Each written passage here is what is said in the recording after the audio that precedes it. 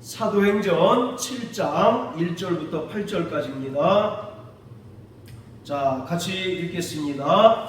대제사장이 가로되 이것이 사실이냐? 스데반이 가로되 여러분 부형들이여 들으소서. 우리 조상 아브라함이 하란에 있기 전 메소포다미아에 있을 때에 영광의 하나님이 그에게 보여 가라사대 내 고향과 친척을 떠나 내가 내게 보일 땅으로 가라 하시니 아브라함이 갈대아 사람의 땅을 떠나 하란에 거하다가 그 아비가 죽음에 하나님이 그를 거기서 너희 시방 거하는 이 땅으로 옮기셨느니라. 그러나 여기서 발붙일 만큼도 유업을 주지 아니하시고 다만 이 땅을 아직 자식도 없는 저와 저의 씨에게 소유로 주신다고 약속하셨으며 하나님이 또 이같이 말씀하시되 그 씨가 다른 땅에 나그네 되리니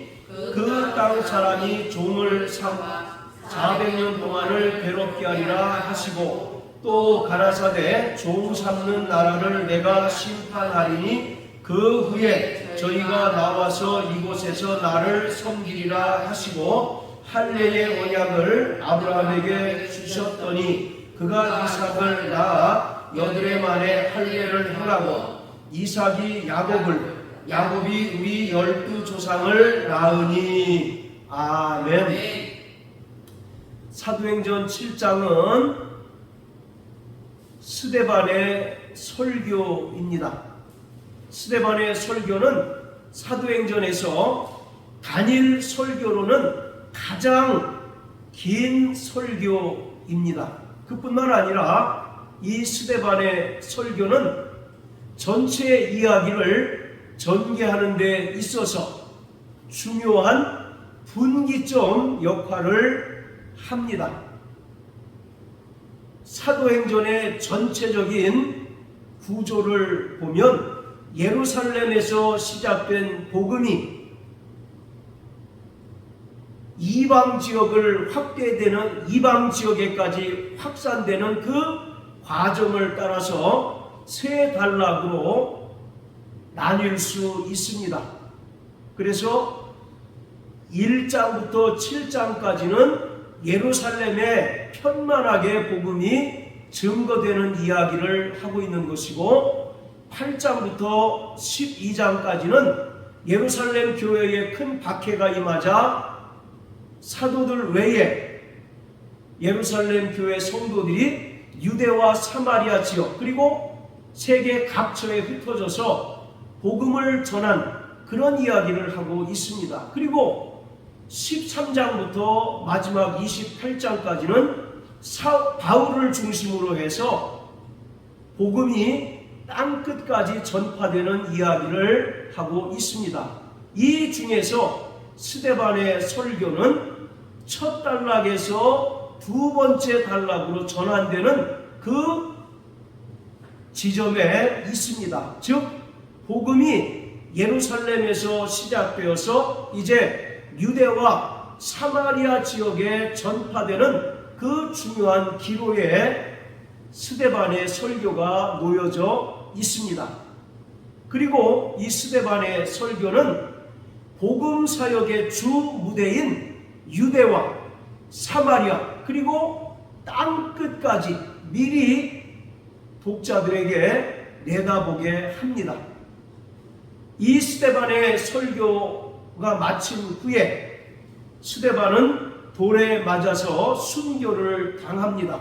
그리고 사도행전 8장에 기록된 대로 로마 교회에 예루살렘 교회에 큰 박해가 일어나서 사도들 외에 예루살렘 교회 성도들이 유대와 사마리아 그리고 세계 도처로 흩어지게 됩니다. 이것은 하나님의 놀라운 섭리인 것을 우리가 알 수가 있습니다. 예루살렘 교회가 3,000명, 5,000명 그리고 남녀의 믿는 자의 수가 점점점 더 늘어났는데 스데반의 순교와 또 박해로 인해서 일시에 마치 공중 분해되듯이 사도들 외에 예루살렘 교회 성도들이 각지로 흩어진 것은 하나님의 놀라운 섭리인 것입니다. 결국 이것은 사도행전 1장 8절에서 기록하고 있는 것처럼 예루살렘에서 시작된 복음이 유대와 사마리아를 거쳐서 결국 땅끝까지 이르러야 된다는 사실을 나타내주고 있습니다. 사도행전의 바로 핵심적인 주제가 땅끝까지 복음이 증거되고 또 이방인들에게 복음이 전파되는 것이에요. 이것을 위해서 예루살렘 교회 성도들이 흩어져서 복음을 전하게 되었고 또 그 뒤를 이어서 사도 바울이 여러 차례의 선교 여행을 통해서 유럽 전역에 복음이 전파됨으로 인하여 기독교가 예루살렘에 국한된 종교가 아니라 세계 종교고 또 세계를 품는 종교가 되었던 것입니다.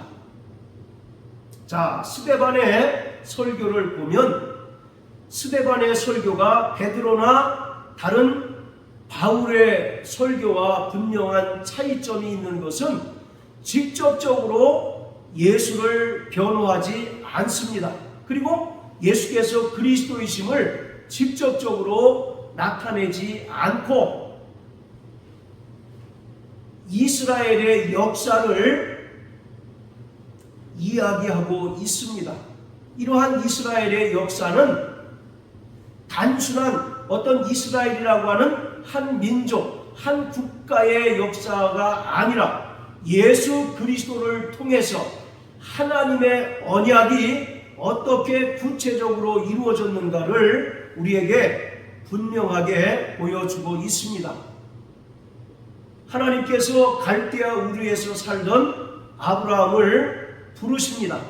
그래서 창세기 12장 1절에 보면 너는 본토와 친척과 아비 집을 떠나 내가 너희에게 지시하는 곳으로 가라고 말씀하셨어요. 그리고 하나님께서 아브라함을 부르셔서 하나님의 약속을 성취하시기 위하여 할례 언약을 주십니다.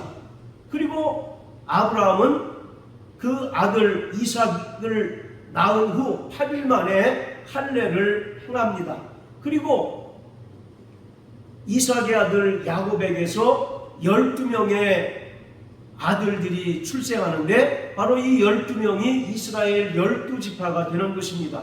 그리고 이 이스라엘 12지파가 하나님께서 아브라함에게 말씀하신 것처럼 애굽에서 400년 동안 종살이를 합니다.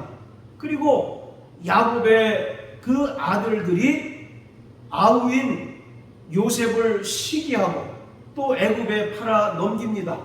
그래서 요셉이 애굽에서 여러 가지 어려움을 당하지만 하나님께서 그와 함께 하셨고 또 환난 가운데서 그를 건지시는 그런 역사가 있습니다. 자, 그뿐만 아니라 요셉은 애굽에서 바로 앞에서 은혜와 지혜가 충만하여 애굽의 통치자가 됩니다. 이것은 하나님의 놀라운 섭리가 담겨 있는 것입니다. 요셉을 한마디로 말하면 요셉은 꿈꾸는 자였습니다. 늘 그는 꿈을 꾸는데 어떤 꿈이냐면 다른 11명의 형제들이 그에게 경배하고 또 그를 섬기는 꿈이었어요. 그래서 형들 입장에서는 그 아버지인 야곱이 특히 요셉을 사랑하는 것도 못마땅한 데다가 그가 꿈을 꾸었다고 이야기하면서 꿈 얘기를 하게 되면 항상 11명이 그 요셉을 섬기고 또 요셉에게 바로 복종하는 그런 꿈을 이야기하니까 형들에게 미움을 받게 된 거죠. 그래서 형들은 요셉을 상인들에게 팔아 넘깁니다. 그리고 요셉이 결국 애굽 보디발의 집에 노예로 끌려가죠. 그런데 여기서 바로 꿈이라고 하는 것은 단순한 꿈이 결코 아닙니다. 자, 우리 창세기를 한번 다 같이 보시겠습니다. 창세기 37장.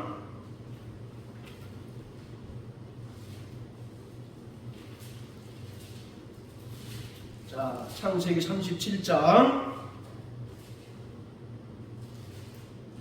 자, 5절부터 우리 11절까지 한번 읽겠습니다. 시작. 요셉이 꿈을 꾸고 자기 형들에게 고하매 그들이 그를 더욱 미워하였더라. 요셉이 그들에게 이르되 청컨대 나의 꿈을 들으시오.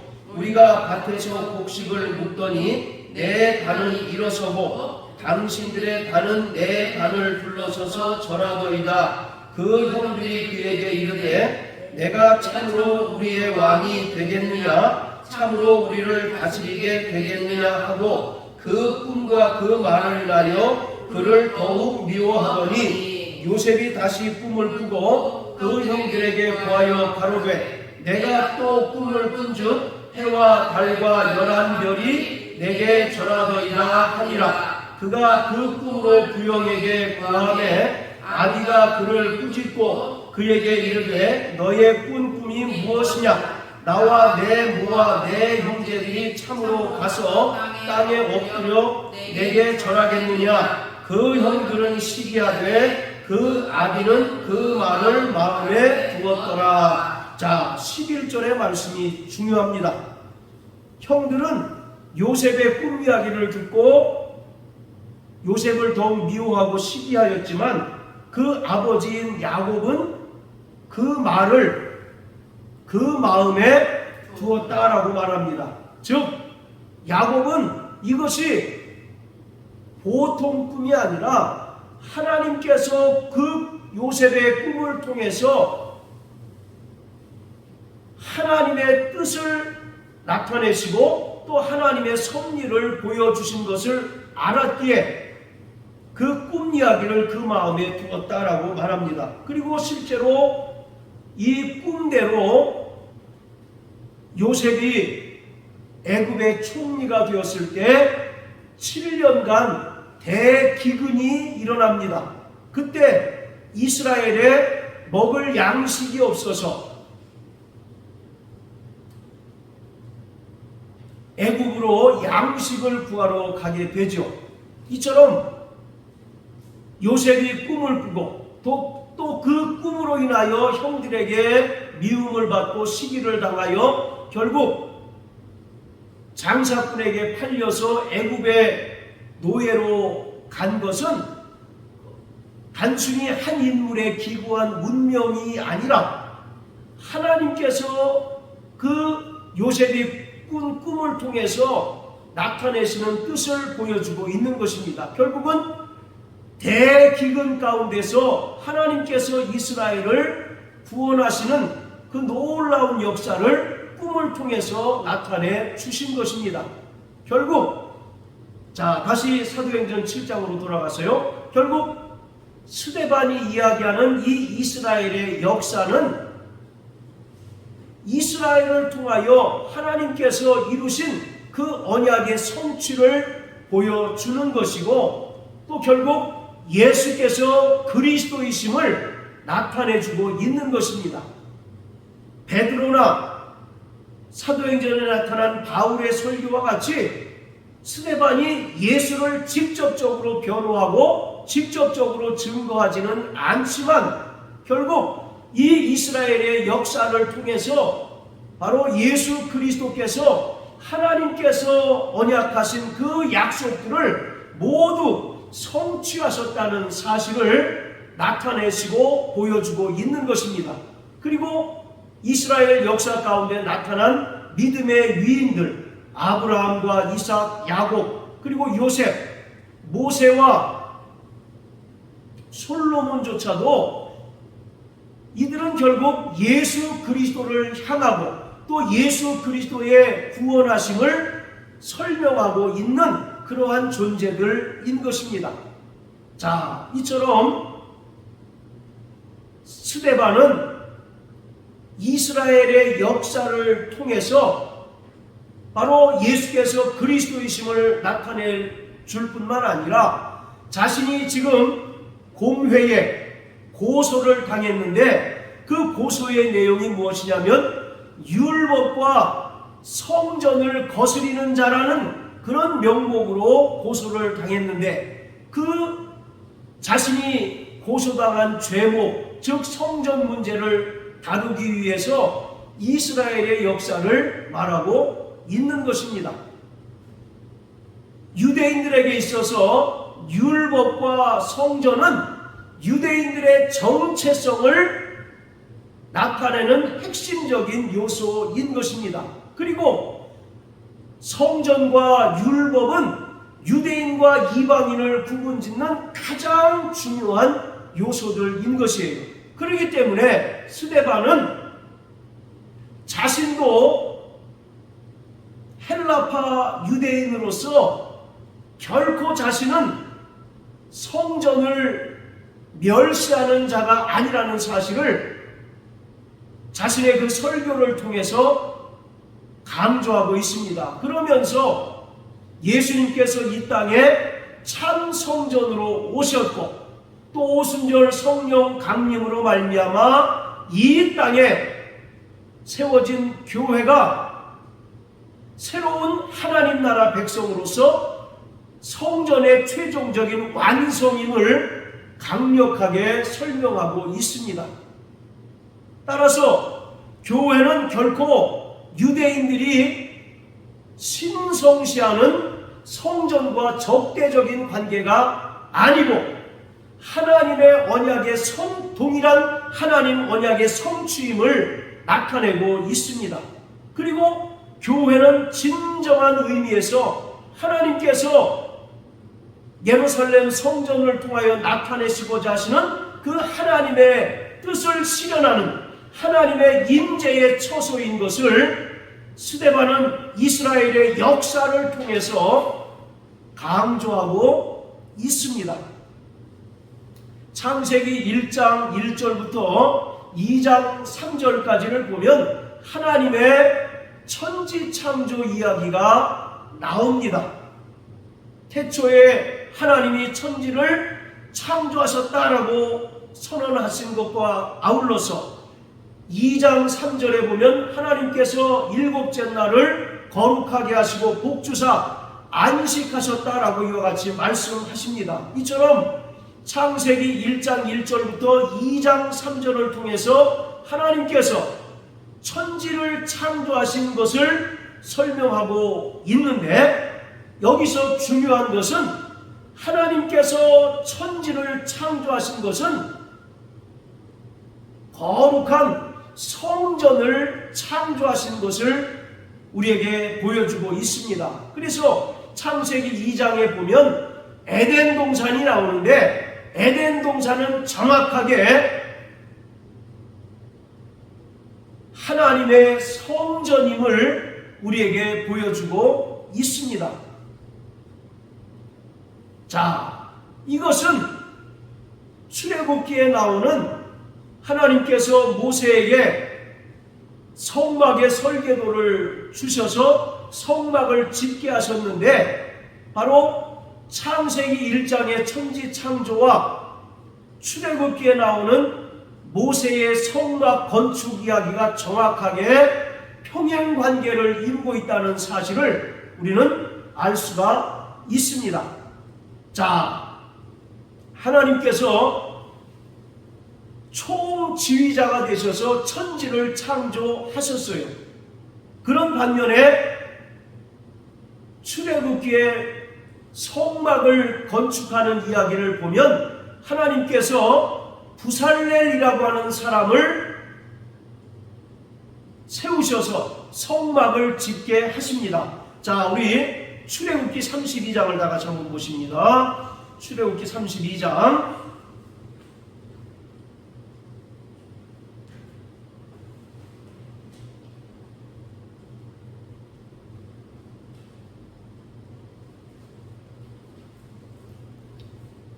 자, 출애굽기 31장 1절부터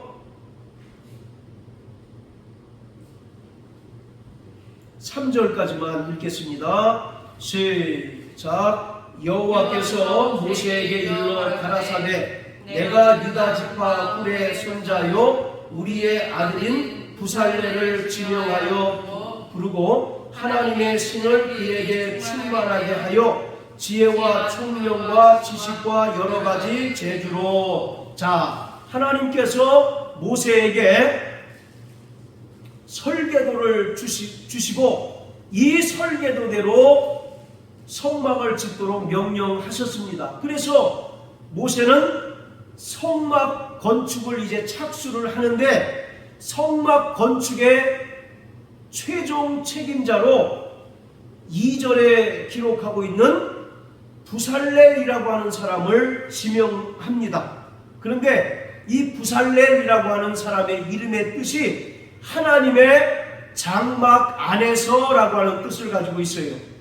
그러니까 이 부살렐이라고 하는 사람이 성막 건축에 있어서 최종 책임자로 가장 적합한 사람이라는 사실을 볼 수가 있습니다. 그리고 3절에 보면 하나님의 신을 그에게 충만하게 하셨다라고 이렇게 설명하고 있습니다. 그러니까 부살렐이라고 하는 사람이 성령으로 충만해서 지혜와 총명과 지식과 여러 가지 재주로 성막을 그 하나님께서 모세에게 주신 설계도대로 온전히 건축하게 되었다는 것입니다. 자, 그런데 여기서 중요한 것은 3절에 보면 하나님의 신을 그에게 충만하게 하셨다라는 얘기는 창세기 1장 2절의 내용을 우리에게 상기시키고 있다는 것입니다. 자, 창세기 1장 2절을 다 같이 한번 보겠습니다. 창세기 1장 2절. 땅이 혼돈하고 공허하며 흑암이 깊음 위에 있고 하나님의 신은 수면에 운행하시니라. 태초에 하나님께서 천지를 창조하셨는데 그 상태가 어떠냐면 땅이 혼돈하고 공허하고 흑암이 깊음 위에 있다라고 말씀하고 있습니다. 그래서 하나님의 신 곧 성령께서 수면에 운행하셨다라고 말씀합니다. 여기서 이 운행하시다라고 하는 말은 날개로 감싸 안는 것을 의미합니다.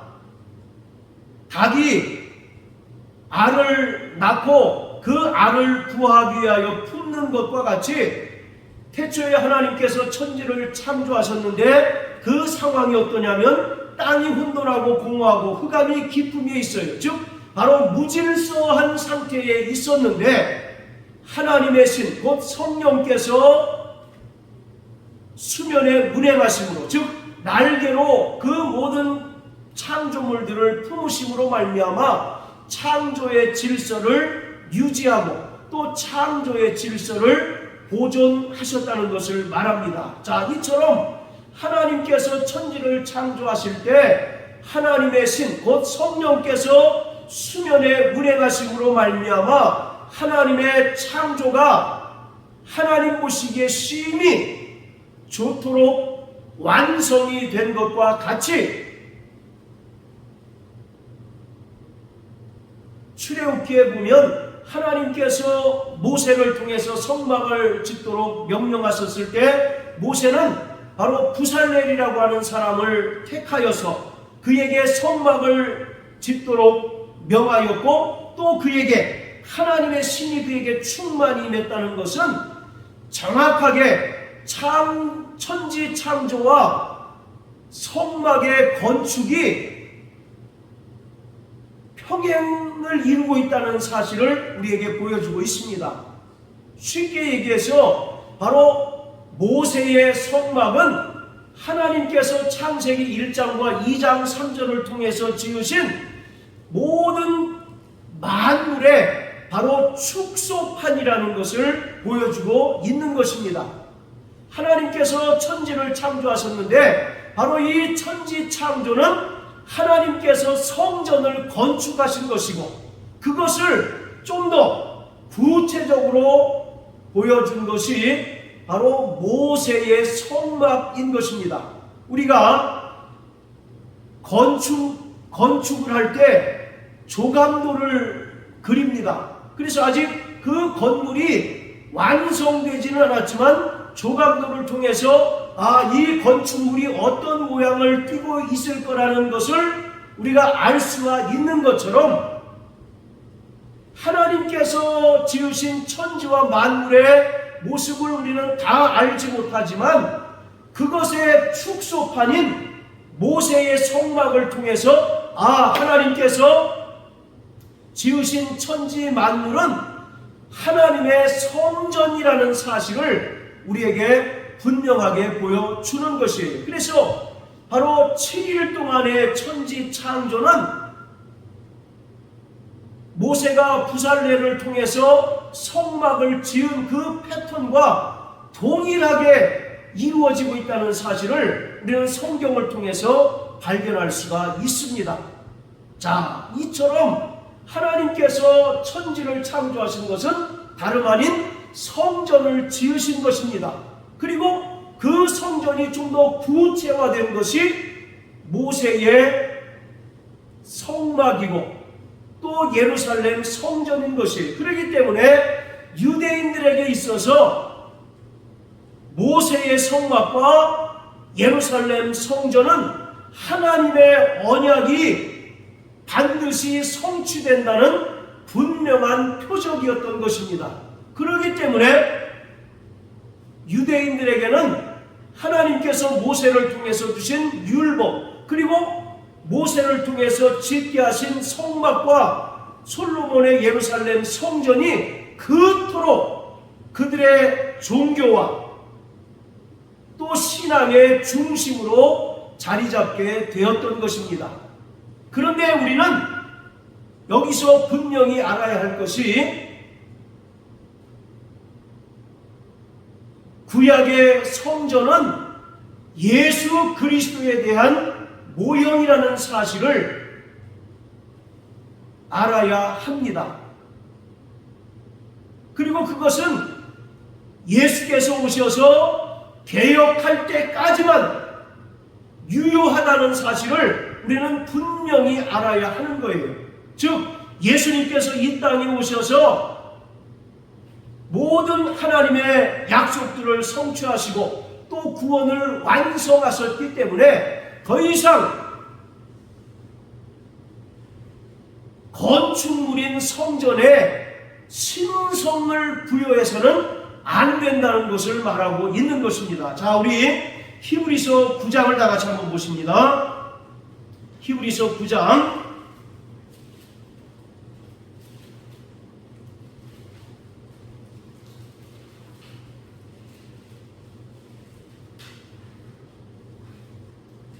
자, 9절, 10절 다 같이 읽겠습니다. 시작. 이 장막은 현재까지의 비유니 이에 의지하여 드리는 예물과 제사가 섬기는 자로 그 양심상으로 온전케 할 수 없나니 이런 것은 먹고 마시는 것과 여러 가지 씹는 것과 함께 육체의 예법만 되어 개혁할 때까지 맡겨둔 것이니라.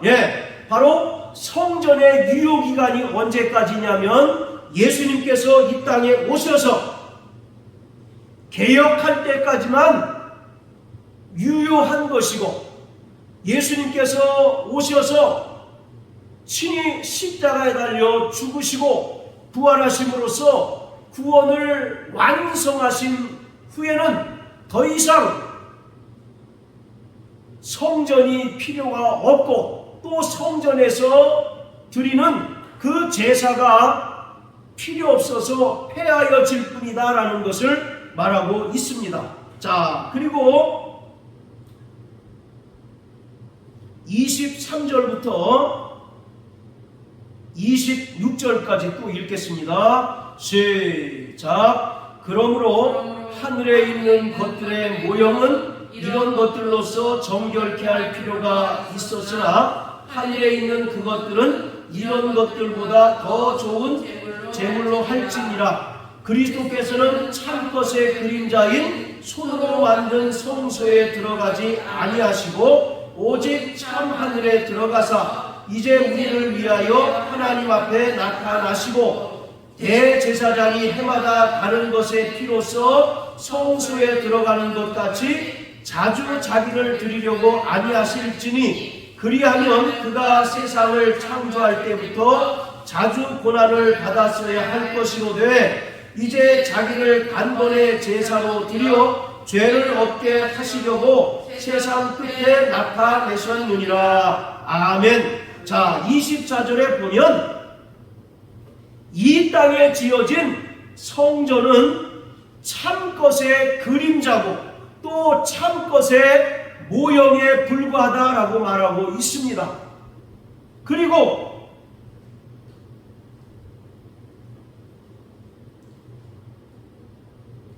예수님께서 이 땅에 말씀이 육신이 되어 오셔서 자기 몸을 단번에 희생제물로 드리심으로써 영원한 속죄를 이루셨기 때문에 다시는 매년 대제사장이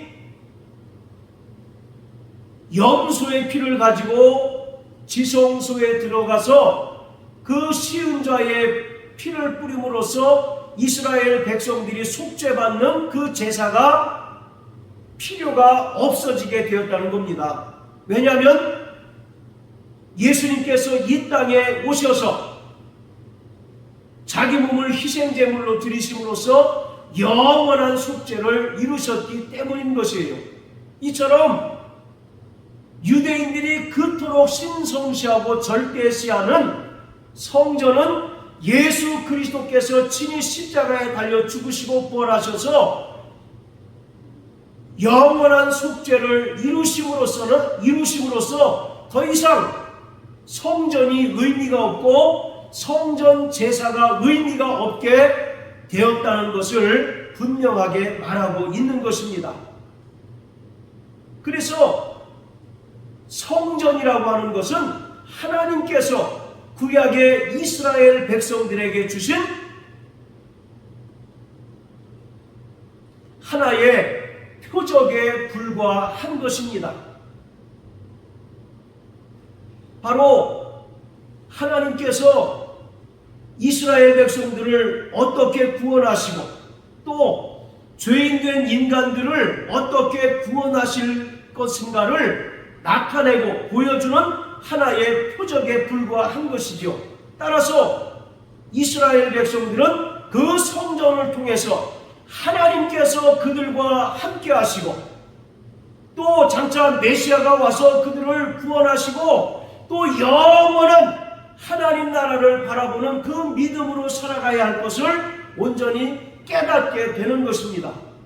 인간이 죄를 범함으로 말미암아 누구도 하나님께 나아갈 수 없게 되었을 때 하나님께서는 죄로 말미암아 그 깨어진 관계를 회복하고 또 인간들을 구원하실 것을 성전을 통해서 우리에게 보여주셨어요. 그렇기 때문에 예루살렘 성전이라고 하는 것은 이스라엘 백성들이 하나님께 나아가는 유일한 길입니다. 할렐루야. 그런데 예수님께서 이 땅에 말씀이 육신이 되어 오셔서 단번에 자기 몸을 희생제물로 드리심으로써 영원한 속죄를 이루시고 또 구약의 모든 성전과 제사를 폐하셨기 때문에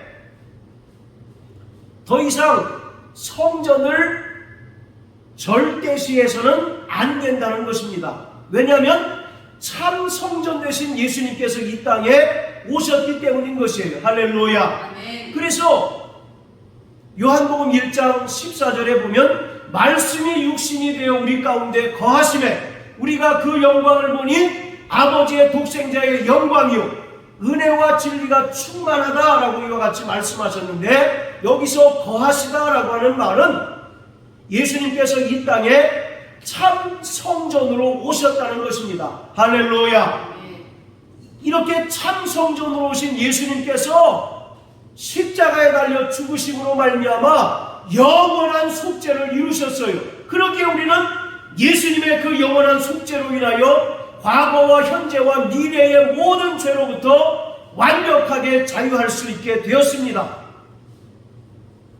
따라서 손으로 지은 그 예루살렘 성전이 더 이상 의미를 상실하게 되었다는 사실을 성경은 분명히 말하고 있어요. 그런데 여전히 유대인들은 성전에 집착하고 있는 겁니다.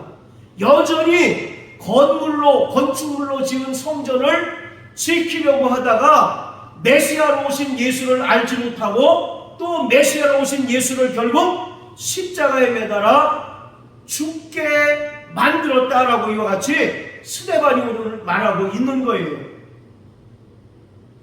이미 죄인된 인간들을 구원하시고자 하시는 그 하나님의 모든 계획과 뜻은 이 땅에 참 성전으로 오신 예수 그리스도로 말미암아 다 완성되었고, 그래서 더 이상 사람이 건축물로 만든 그 성전은 의미가 없어서 폐하여졌지만 여전히 이스라엘 백성들은 그 성전에 집착하게 되고 또 여전히 그 성전을 지키려고 하다가 결국 메시아로 오신 예수를 알지 못하고 그를 죽게 만들었다라고 이렇게 스데반이 말하고 있는 것입니다. 자, 우리 구약성경 역대하 6장을 다 같이 보시겠습니다. 역대하 6장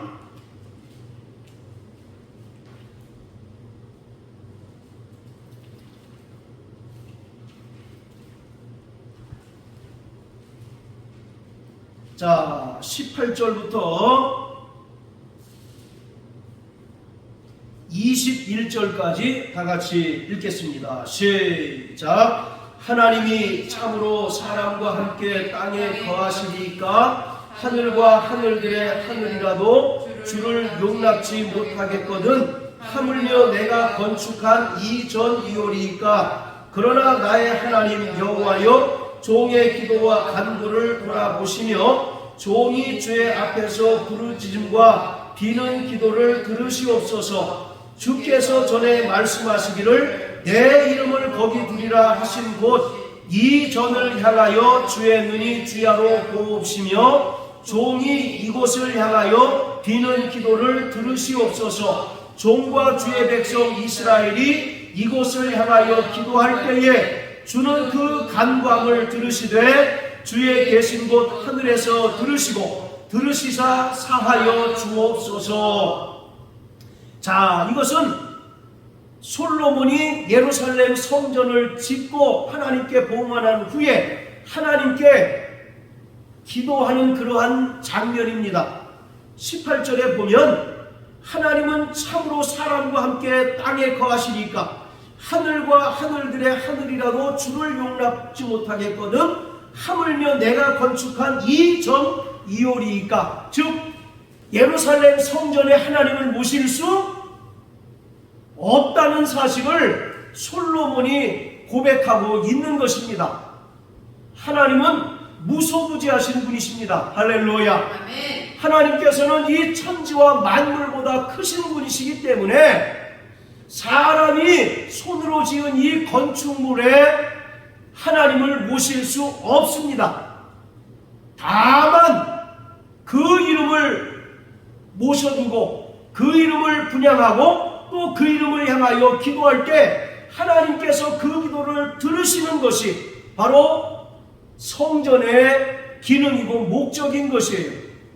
그리고 그 성전의 기능 또한 예수님께서 이 땅에 사람으로 오셔서 친히 십자가에 달려 죽으시고 부활하셔서 영원한 속죄를 이루신 후에 그 기능이 이제 유효기간이 다 끝났다라고 성경은 말하고 있습니다. 그럼에도 불구하고 유대인들은 여전히 손으로 지은 그 건축물에 집착하게 되는 겁니다. 마치 그 건축물 자체가 하나님인 것처럼 그들은 생각해서 그 건축물을 신성시하고 또 건축물을 절개시하고 있는 것입니다. 그런데 예수님께서는 분명히 말씀하시기를 이 성전이 돌 위에 돌 하나도 남지 않을 만큼 다 무너질 것이다 라고 말씀하셨습니다. 자, 우리 마태복음 24장을 다 같이 보세요. 마태복음 24장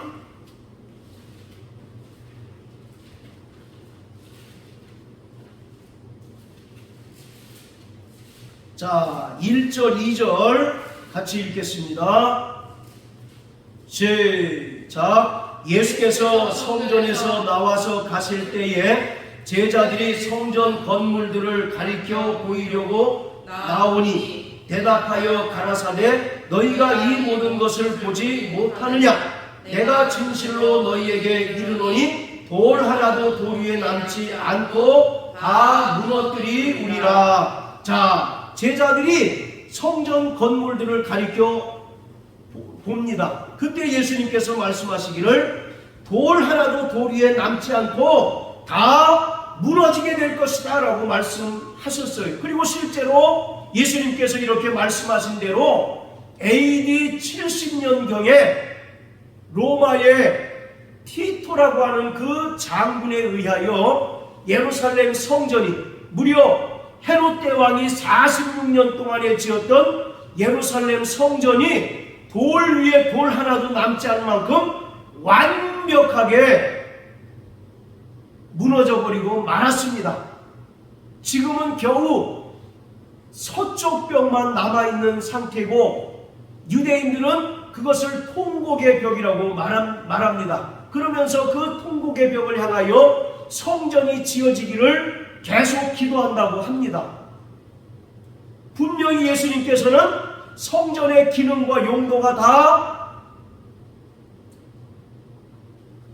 폐기되었다라고 이와 같이 말씀하셨음에도 불구하고 유대인들은 여전히 사람이 지은 건축물로서의 성전을 기다리고 있는 것입니다.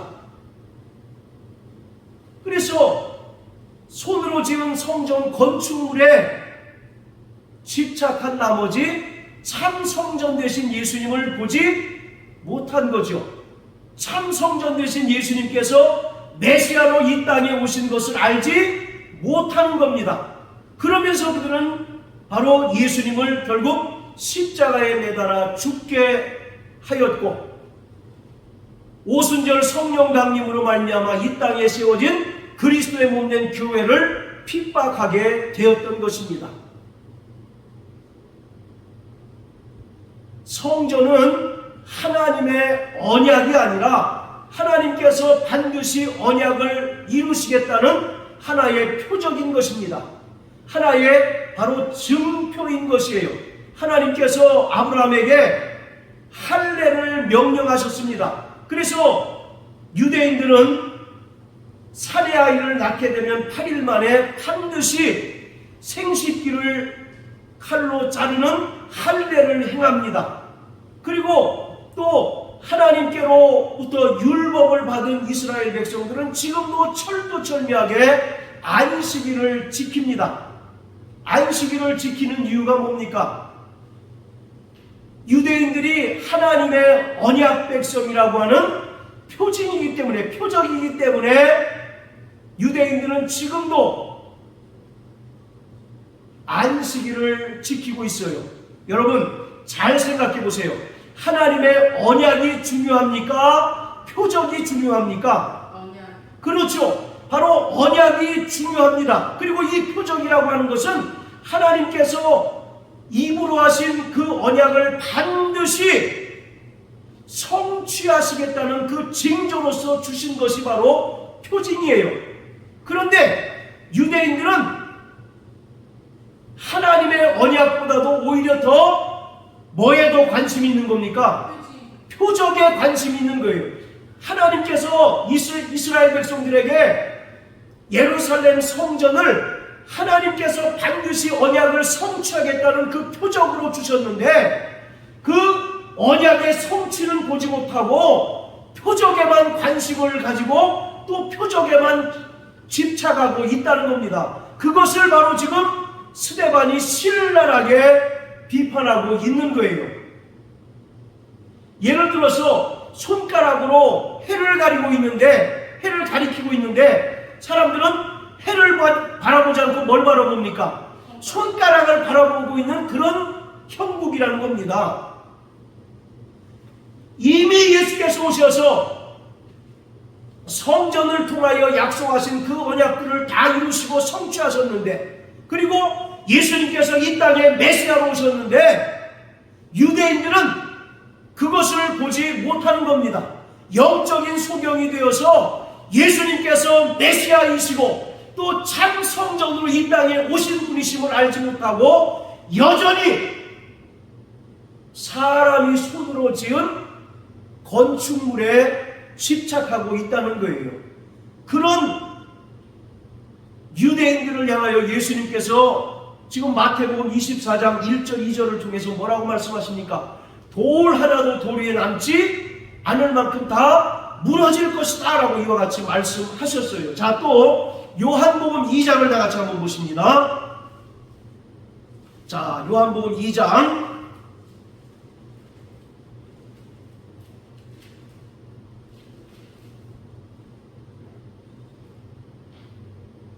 자, 18절부터 22절까지 읽겠습니다. 시작. 이에 유대인들이 대답하여 예수께 말하기를 내가 이런 일을 행하니 무슨 표적을 우리에게 보이겠느뇨? 예수께서 대답하여 가라사대 너희가 이 성전을 헐라 내가 사흘 동안에 일으키리라. 유대인들이 가로되 이 성전은 46년 동안에 지었거늘 내가 3일 동안에 일으키겠느뇨 하더라. 그러나 예수는 성전된 자기 육체를 가리켜 말씀하신 것이라. 죽은 자 가운데서 살아나신 후에야 제자들이 이 말씀하신 것을 기억하고 성경과 및 예수의 하신 말씀을 믿었더라. 자, 18절 보세요. 지금 유대인들이 예수님께 지금 뭘 구하고 있습니까? 우리에게 무슨 표적을 보여주겠느냐라고 이와 같이 말하죠. 즉 당신이 메시아요 그리스도인 표적을 우리에게 보여달라고 요청하고 있는 거예요. 그런 자들에게 예수님께서 뭐라고 말씀하십니까? 이 성전을 헐라 내가 사흘 동안에 다시 일으키리라 라고 말씀하고 있어요. 그랬더니 유대인들이 깜짝 놀라는 거죠. 아니 이 성전은 헤롯이 무려 46년 동안에 지었는데 어떻게 당신은 이것을 3일 동안에 다시 지을 수 있다고 이야기하느냐? 라고 이와 같이 반문하죠. 그런데 예수님께서는 성전된 자기 육체를 가리켜 말씀하신 것이다 라고 합니다. 그리고 제자들도 예수님께서 부활 승천하신 후에 성령을 받은 후에 비로소 예수님의 이 말씀을 깨닫고 믿게 되었다는 겁니다. 그러니까 예수님의 제자들도 성령 임하기 전에는 아직 예수님의 말씀을 믿지 못했다는 거죠. 여전히 그들도 건축물로서의 성전에 집착하고 있는 다른 유대인들과 별반 다를 것이 없었다는 겁니다. 그런데 성령이 그들에게 임하자 그들이 예수님의 말씀을 온전히 깨닫고 예수님께서 진짜 성전이시구나 라고 하는 사실을 깨닫고 믿게 되었다는 것입니다. 자, 다시 사도행전 7장으로 돌아가서요. 오늘 이 스데반의 설교가 대단히 길지만 결론은 바로 이겁니다. 자, 51절 한번 다 같이 보십니다. 자, 51절 시작. 목이 곧고 마음과 귀에 할례를 받지 못한 사람들아 너희가 항상 성령을 거스려 너희 조상과 같이 너희도 하는도다. 너희가 항상 성령을 대적하고 성령을 거스린다라고 말씀하고 있습니다. 이것을 성령을 통하여 우리에게 알게 하시고 깨닫게 하셨는데 너희는 여전히 성령의 역사를 거부하고 손으로 지은 건축물에 집착함으로 말미암아 성령을 대적한다라고 이와 같이 스데반이 냉렬히 유대인들을 비난하는 겁니다. 자신들을 고소한 유대인들을 비난하고 있는 거예요. 자, 그리고 또 53절 다 같이 읽습니다. 시작. 너희가 천사의 전한 율법을 받고도 지키지 아니하였도다 하니라. 그들은 율법을 주신 목적을 온전히 깨닫지 못하였다는 것입니다. 유대인들은 그 율법을 통하여 의로워지려고 했던 자들이에요. 율법을 통하여 구원을 받고 또 율법을 통하여 천국에 들어가려고 했던 자들입니다. 그런데 예수님께서는 율법을 통해서 의로워질 육체가 없다고 말씀하십니다. 오직 은혜로 말미암아 구원받는 것이지 육체의 행위로 또 율법의 의로 구원받을 자가 없다라고 이와 같이 예수님께서 전파하시니 유대인들, 특히 바리새인들은 예수님을 살려둘 수가 없는 겁니다. 예수님을 살려두면 살려둘수록 자신들의 불의가 드러나고 자신들의 그 죄성이 폭로되기 때문에 결국 바리새인들은 예수를 죽일 수밖에 없었던 것입니다. 자, 오늘 본문을 보시면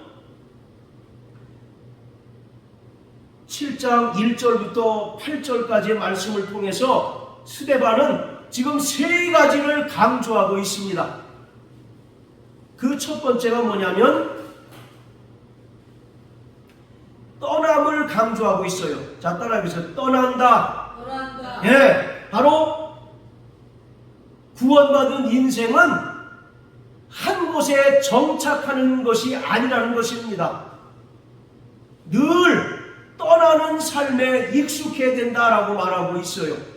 그래서 오늘 1절부터 8절까지의 말씀에 떠난다라고 하는 단어가 3번이 기록이 되어 있습니다. 그리고 아브라함은 떠나는 인물로 묘사되어 있죠.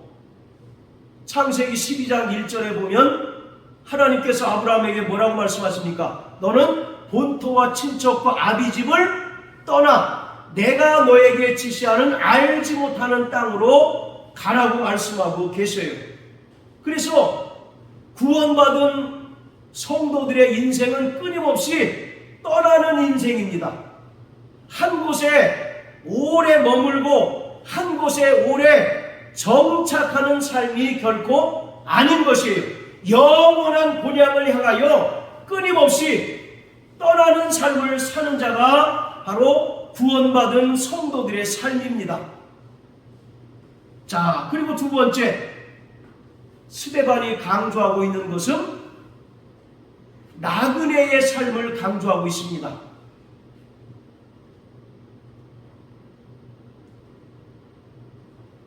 5절에 보면, 자, 우리 5절 한번 다 같이 6절 다 같이 한번 읽어보십니다. 자, 시작. 하나님이 또 이같이 말씀하시되 그 씨가 다른 땅에 나그네 되리니 그 땅 사람이 종을 삼아 400년 동안을 괴롭게 하리라 하시고,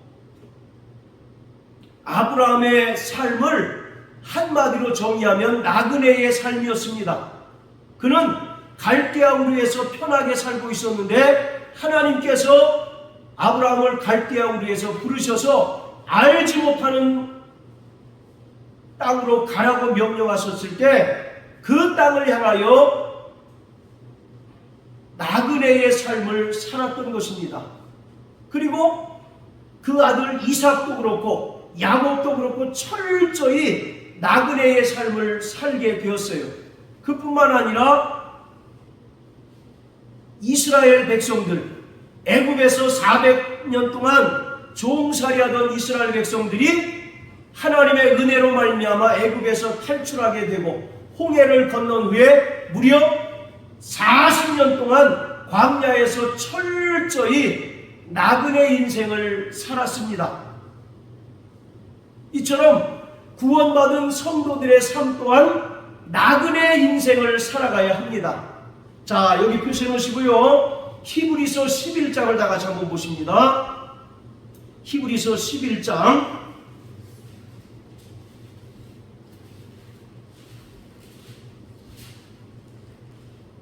자, 13절부터 16절까지 우리 사모님 큰 소리를 읽어주십시오. 이 사람들은 다 믿음을 따라 죽었으며 약속을 받지 못하였으되 그것들을 멀리서 보고 환영하며 또 땅에서는 외국인과 나그네로라 증거하였으니 이같이 말하는 자들은 본향 찾는 것을 나타내리니라. 저희가 나음과 본향을 생각하였다면 돌아갈 기회가 있었으려니와 저희가 이제는 더 나은 본향을 사모하니 곧 하늘에 있는 것이라. 그러므로 하나님이 저희 하나님이라 일컬음 받으심을 부끄러워 아니하시고 저희를 위하여 한 성을 예비하셨느니라. 아멘. 자, 13절에 보세요.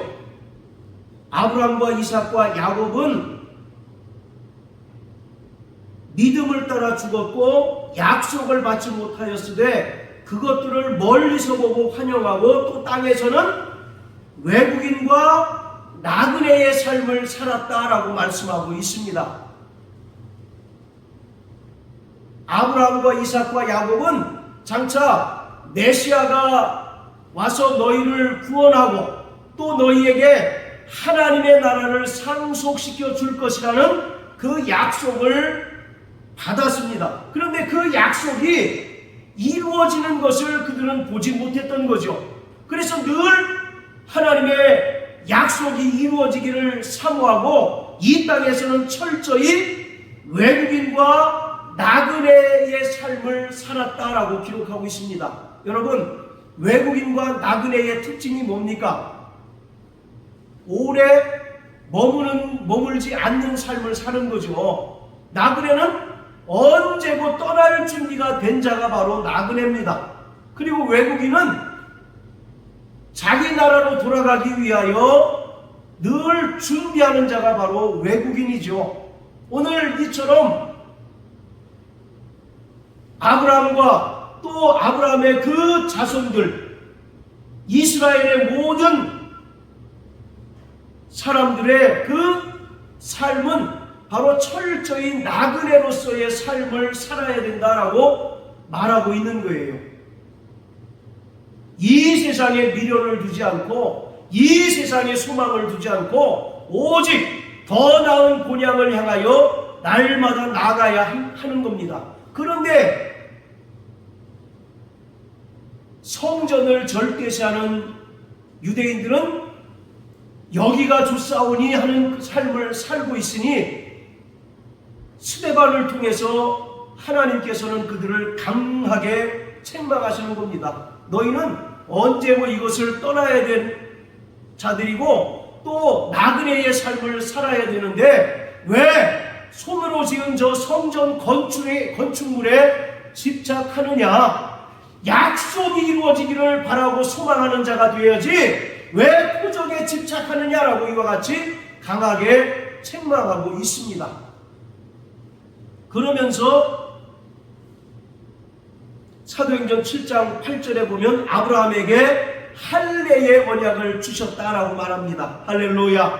아멘. 바로 이와 같이 오늘 우리는 하나님의 약속이 이루어지기를 사모하는 자입니다. 할렐루야. 아멘. 하나님의 약속이 이루어지기를 사모하고 날마다 그 약속을 의지하여 더 나은 본향을 향하여 나가는 자들이에요. 그런데 유대인들은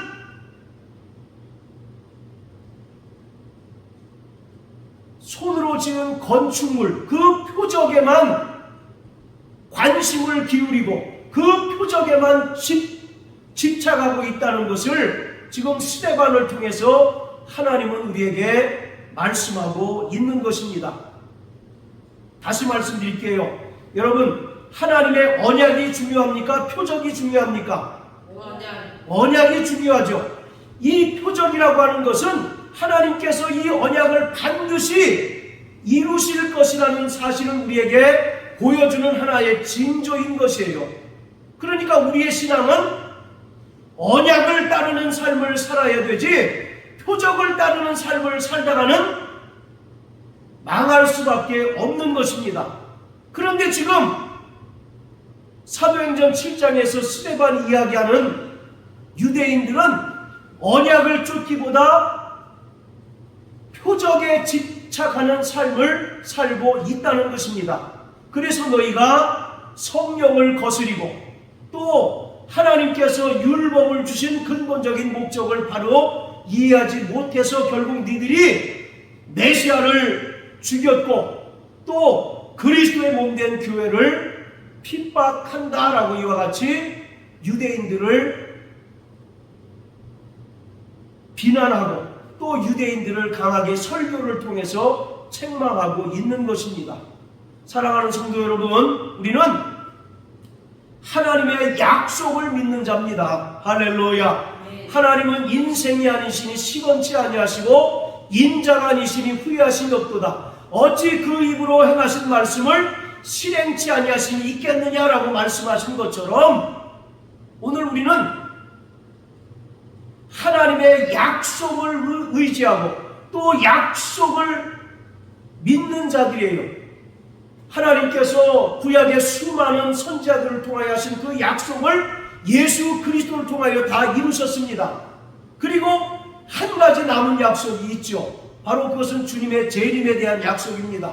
우리는 그 주님의 재림에 대한 약속이 반드시 이루어질 줄 믿고 날마다 재림 신앙으로 살아가는 거예요. 그런데 오늘 유대인들은 표적으로 주신 그 성전 너머에 있는 하나님의 약속을 바라보지 못하는 겁니다. 또 예수님께서 참 성전으로 오셔서 이루신 영원한 구원을 보지 못하고 어디에 발목 잡혀 있는 겁니까? 성전에 발목 잡혀 있는 거예요. 표적에 발목 잡혀 있는 것입니다. 태양을 가리키는데 바로 이 손가락을 주목하고 있는 그런 모습입니다. 그런 모습으로는 결코 예수를 만날 수 없고 또 구원에 이를 수 없습니다.